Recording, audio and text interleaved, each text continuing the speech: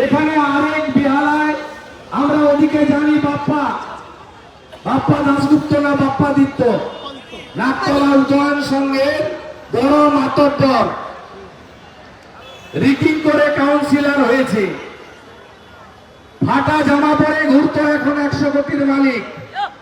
সেই তাকে তো কদিন ধরে কেন্দ্রীয় এজেন্সি ভালো করেই রগড়াচ্ছে, বাড়িতেও তল্লাশি হয়েছে। কিন্তু আরেক পার্থর কালেক্টর আপনারা জানেন অভিজিৎ মুখার্জি, তিনি আবার অত্যন্ত পাওয়ারফুল।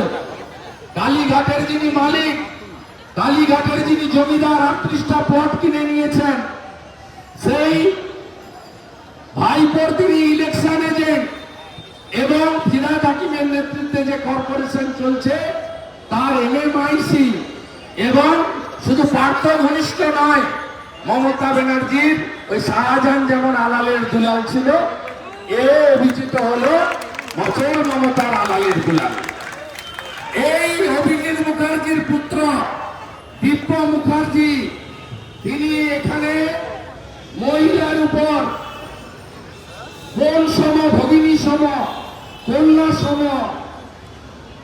আমাদের মাতৃশক্তি মহিলার উপর অবর্ণনীয় ভাষাতে ভাবে, যে ভাষা মুখে উচ্চারণ করা যাবে না, আজকে তার সম্মান, তার ইজ্জত এবং তার সম্মান লুণ্ঠন করেছে।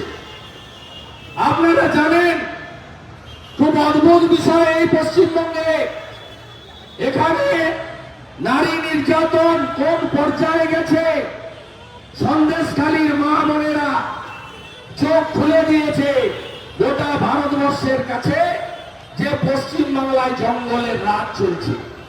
আমরা ভাবতে পারি না